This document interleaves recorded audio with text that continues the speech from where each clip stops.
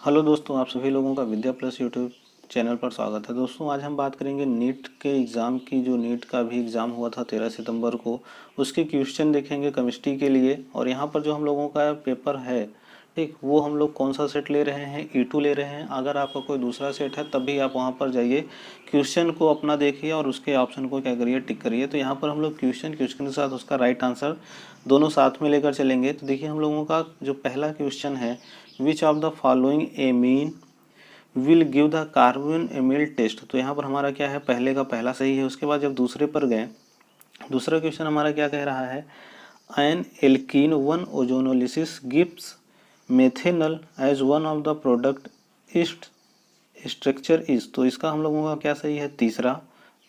उसके बाद हम लोग जाते हैं अगर अपने तीसरे क्वेश्चन पर, तो तीसरा हम लोगों का मैच द कॉलम है, करेक्ट मैच करना है।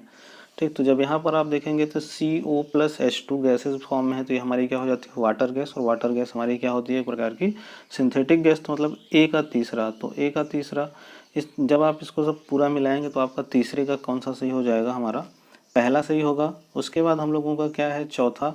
चौथा क्या है, हम लोगों का सॉल्बिलिटी से है क्वेश्चन। ठीक, आपको डेल्टा TF पूछा जा रहा है, तो डेल्टा TF के लिए क्या करते हैं, KF×M करते हैं। मतलब M मतलब मोलरिटी। तो यहाँ पर आपको KF की भी वैल्यू दी हुई है 5.12 और M की भी वैल्यू दी है 0.078। तो दोनों का जब मल्टीप्लाई करेंगे तो चौथे का हमारा ऑप्शन क्या हो जाएगा, सही, तीसरा।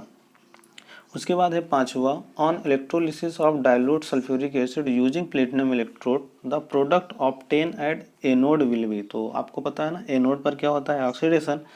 तो जब हम लोग सल्फ्यूरिक एसिड का ऑक्सीडेशन में जाएंगे, ठीक, एनोड पर, तो हम लोगों को कौन सी गैस प्राप्त होगी, ऑक्सीजन गैस। मतलब पांचवे का हमारा क्या हो जाएगा ऑप्शन, ठीक, दूसरा सही होगा, जिसमें क्या है, ऑक्सीजन गैस। इसके बाद हम लोग पढ़ते हैं अपने छठे क्वेश्चन पर। छठा क्वेश्चन हमारा क्या है, identify compound X in the following sequence of reaction. तो यहाँ पर जब X हम लोग देखेंगे रिएक्शन के थ्रू, तो हम लोगों का X क्या मिल जाएगा, ठीक, ऑप्शन 3 में।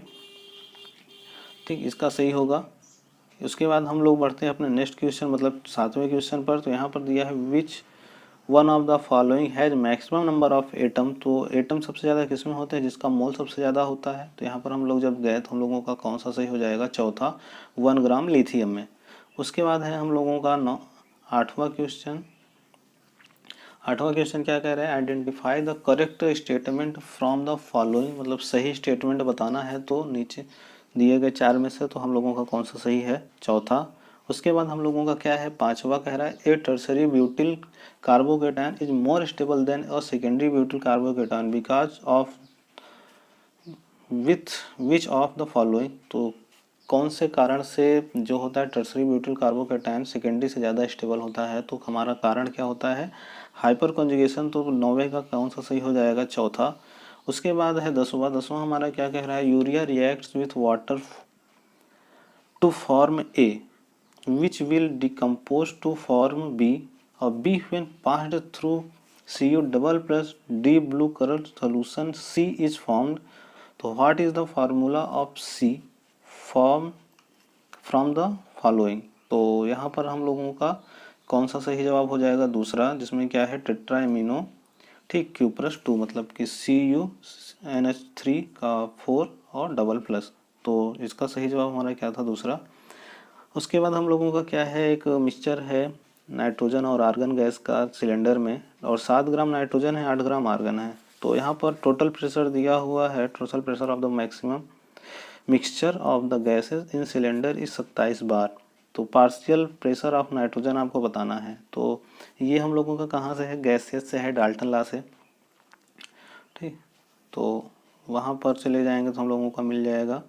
उसके बाद हम लोग पढ़ते हैं अपना अगला क्वेश्चन, क्वेश्चन नंबर 12, जिसमें क्या दिया हुआ है, एक element has a body centred cubic, मतलब BCC structure with a cell edge of 288 pm the atomic radius is. तो इसको जब आप देखेंगे तो सॉल्व करेंगे तो इसका ऑप्शन हम लोगों को क्या हो जाएगा, पहला सही हो जाएगा। उसके बाद है 13 में, the rate constant of first order reaction is 4.606 गुणे 10⁻³ पर second to the time required to reduce 2 gram to of reactant to 0.2 gram. तो यहाँ पर हम लोगों का फर्स्ट ऑर्डर रिएक्शन से क्वेश्चन है, तो यहाँ पर जो टाइम पूछा जा रहा है तो वो कितना हो जाएगा 500 सेकंड का। फिर 14वां क्या है, reaction between acetone and methyl magnesium chloride followed by hydrolysis with give. तो यहाँ पर क्या हो जाएगा, टर्सरी ब्यूटिल एल्कोहल। ठीक, तीसरा से जवाब सही होगा। तो ये हम लोग जो क्वेश्चन कर रहे हैं ये E2 सेट का है, लेकिन आप जब अपने सेट में मिलाएंगे, अगर आपका E2 नहीं है तो आपको क्वेश्चन मिल जाएंगे, आगे पीछे दिए रहते हैं, ऑप्शन भी आपका आगे पीछे हो सकता है, इसलिए आप स्क्रीनशॉट लेते चलिए और बाद में या अभी अगर आपका E2 ही है तो तुरंत मिलाते हुए चलिए, तो आपका ये पता चल जाएगा कि आपने केमिस्ट्री में 45 क्वेश्चन में से कितना सही किया हुआ है। और लेकिन इस बार जो क्वेश्चन पेपर था वो NCERT में से ज़्यादा था। ठीक, बाहर से क्वेश्चन कम आए थे, तो पेपर इजी हो जाता है अगर NCERT आता है तो। विच of the following set of molecules will have zero dipole moment. तो जीरो डाइपोल मोमेंट निम्न में से किसका है, तो हम लोग जब जाएंगे तो हमारा कौन सा हो जाएगा, चौथा, जिसमें बोरान ट्राईफ्लोराइड है, बेरिलियम डाईफ्लोराइड है, कार्बन डाइऑक्साइड है और 1,4 डाइक्लोरोबेंजीन है। इसके बाद हम लोग बढ़ते हैं अपने नेक्स्ट क्वेश्चन मतलब क्वेश्चन नंबर 16 पर। तो क्या दिया हुआ है, what is the change in oxidation number of carbon in following reaction. मतलब ये नीचे दी गई रिएक्शन में कार्बन का ऑक्सीडेशन चेंज कितना हुआ है। तो मेथेन का जब मेथेन का जब कार्बन टेट्राक्लोराइड में चेंज होगा तो मेथेन में जो ऑक्सीडेशन स्टेट होती है वो कितनी होती है, -4, और कार्बन टेट्राक्लोराइड में कितना हो जाता है, +4। तो ये तो एकदम सिंपल टाइप का क्वेश्चन था, ये तो किसी बच्चे का गलत नहीं होना चाहिए और सभी ने इसे अटेम्प्ट किया होगा। फिर है 17 मैच ऑफ द फॉलोइंग। तो यहाँ पर आपको मिलान करना है। तो पहला हम लोगों का क्या है कि CO मतलब कार्बन मोनोऑक्साइड। तो कार्बन मोनोऑक्साइड क्या होता है, एक न्यूट्रल होता है नेचर में। तो पहले का हमारा क्या हो गया, दूसरा। तो ऑप्शन में जब जाएंगे तो ए का दूसरा केवल ऑप्शन 2 में है, तो हमारा ऑप्शन 2 क्या हो जाएगा, सही। फिर उसके बाद 18 है, which of the following is not correct about carbon monoxide. तो कौन सा सही नहीं है, तो हम लोगों का तीसरा सही नहीं है। और तीसरे में क्या कह रहा है कि कार्बोक्सी हीमोग्लोबिन कम स्टेबल होता है ऑक्सी हीमोग्लोबिन से, ऐसा नहीं है। ऑक्सी हीमोग्लोबिन ठीक कम स्टेबल होता है कार्बोक्सी हीमोग्लोबिन की तुलना में। तो ये उल्टा स्टेटमेंट होता तो सही होता, लेकिन इनकरेक्ट बताना था हम लोगों को, तो यही हमारा इनकरेक्ट है, मतलब ऑप्शन 3 हमारा इसका राइट हो जाएगा। फिर है 19वां, measuring zeta potential in useful is determining which property of colloidal solution. तो यहाँ पर हम लोगों का क्या सही हो जाएगा, तीसरा सही होगा, सॉल्बिलिटी ऑफ कोलाइडल पार्टिकल्स। तो ये हम लोगों का तो NCERT में एक मिल जाएगा, जब आप कोलाइड में जाएंगे तो सीधी सीधी लाइन है। उसके बाद 20वां देखते हैं, which of the following is the correct order of increasing field strength of ligands to form coordination compounds. तो यहाँ पर क्या है कि कौन सा इंक्रीजिंग लेना है फील्ड स्ट्रेंथ में लिगेंड का कि कोऑर्डिनेशन कंपाउंड फॉर्मेशन में, तो हम लोगों का कौन सा सही हो जाएगा, दूसरा। उसके बाद बढ़ते हैं हम लोग 21वें पर। 21वां हमारा क्या है, elimination reaction of 2 bromo pentane to form pent 2 ene. तो इसमें हम लोगों का क्या है, ए सही होगा, जिसमें क्या दिया हुआ है, A, B और C। उसके बाद दोस्तों हम लोग बढ़ते हैं अपने नेक्स्ट में क्या है, मतलब 22 question, the correct option for free expansion of ideal gas under adiabatic condition is. तो यहाँ पर हम लोगों का क्या सही है, पहला वाला ऑप्शन सही है। ठीक, फिर है हम लोगों का आइडेंटिफाई द इनकरेक्ट स्टेटमेंट।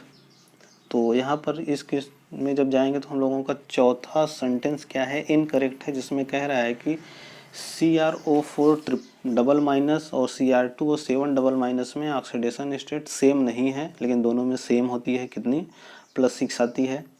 उसके बाद है हम लोगों का 24वां क्या है, मैच द कॉलम है, और ये हम लोगों का ठीक एक तरीके से एलिमेंट का IUPAC नाम जो लिखते हैं, जिनका एटॉमिक नंबर 100 से ज़्यादा होता है उनके लिए, और उनका ऑफिशियल नेम का। तो यहाँ पर हम लोगों का कौन सा सही है, जो इनकरेक्ट मैच में है, तो चौथा। ठीक, उसके बाद हम लोग बढ़ते हैं अपने अगले क्वेश्चन मतलब क्वेश्चन नंबर 25 पर। तो इसमें क्या कह रहा है, reaction between benzaldehyde and acetophenone in presence of dilute NaOH is known as. तो ये सीधा सीधा एक तरीके से स्टेटमेंट है और बताना है कि वह कौन सी रिएक्शन है। तो इसका जो सही जवाब होगा, क्रॉस एल्डोज कंडेंसेशन। फिर है हम लोगों का 26वां, which of the following oxo acid of sulphur has OO linkage. ठीक, मतलब पराक्साइड लिंकेज। तो हम लोगों का यहाँ पर कौन सा सही हो जाएगा, तीसरा H2SO8 में हम लोगों का पराक्साइड मिलता है। उसके बाद है हम लोगों का NaCl was passed through a solution of CaCl2 MgCl2 and NaCl, which of the following compound crystallize. तो कौन सा केवल क्रिस्टलाइज होगा, तो हमारा क्या हो जाएगा, केवल NaCl ही क्या होगा, क्रिस्टलाइज होगा। उसके बाद हम लोगों का अगला है anisole on cleavage with HI Gibbs. तो मतलब एनिसॉल जब HI के साथ विखंडित होता है तो क्या देता है, तो हम लोगों का पहला सही हो जाएगा। ठीक, उसके बाद हम लोग बढ़ते हैं अपने नेक्स्ट क्वेश्चन मतलब 29 में। तो यहाँ पर क्या कह रहा है, identify the correct statement for the following. तो आपको 4 स्टेटमेंट दिए गए, इसमें से करेक्ट आपको बताना है। तो जब आप यहाँ पर सब पढ़ेंगे तो आपका तीसरा और चौथा मतलब C और D सही है, तो इसका ऑप्शन क्या हो जाएगा, चौथा। उसके बाद हम लोगों का क्या दिया हुआ है, C for the reaction 2Cl। ठीक, फिर उसके बाद प्रोडक्ट में क्या है, Cl2 is the correct option is, तो इसका हमारा सही जवाब क्या हो जाएगा, चौथा। फिर है paper chromatography is the example of, तो यहाँ पर हम लोगों का क्या हो जाएगा, ऑप्शन 2। उसके बाद है हम लोगों का 32 में। दोस्तों आप लोग क्वेश्चन को मिलाते जाइएगा, तेज़ी से कर रहे हैं, केवल हम लोग यहाँ पर क्वेश्चन और उसके आंसर को ले रहे हैं। ठीक, तो हम लोगों का 32 में देखेंगे, which of the following alkane can not be made in good yield by Wurtz reaction. तो बूटर्ज अपक्रिया द्वारा कौन सा एल्केन अच्छा उत्पाद नहीं दे सकता है, तो हमारा जवाब क्या हो जाएगा, तीसरा N-हेप्टेन। उसके बाद हम लोग बढ़ते हैं अपने अगले क्वेश्चन, हमारा क्या कह रहा है, an increase in the concentration of reaction of reactants of reaction leads to change in. तो जब हम लोग क्या कह रहा है कि जब किसी अभिकारक की सांद्रता बढ़ाते हैं तो अपक्रिया में क्या चेंज होता है, तो जो कोल्यूजन फ्रिक्वेंसी होती है, ठीक, हम लोगों की एक्टिवेशन एनर्जी नहीं चेंज होती, हीट ऑफ रिएक्शन नहीं चेंज होता, थ्रेशोल्ड एनर्जी नहीं चेंज होती, लेकिन जब कंसंट्रेशन बढ़ जाएगा रिएक्शंस का तो टक्कर जो होता है वो बढ़ जाएगा, मतलब कोल्यूजन फ्रिक्वेंसी हमारी क्या होगी, बढ़ जाएगी। तो इसका जो सही आंसर होगा 33 का चौथा। फिर है हम लोगों का 34 में, तो the number of faraday require, मतलब यहाँ पर आपको फेराडे नंबर बताना है to produce 20 gram calcium from melt CaCl2। ठीक, फिर इसका एटॉमिक नंबर दिया हुआ है, तो यहाँ पर हम लोगों को कितनी की ज़रूरत होगी, 1 फेराडे की ज़रूरत होगी। ठीक, तो इस वाले क्वेश्चन का हमारा सही जवाब क्या हो जाएगा, 1। फिर हम लोग बढ़ते हैं 35 में। 35 हम लोगों का क्या कह रहा है, the mixture which shows positive deviation from Raoult's law.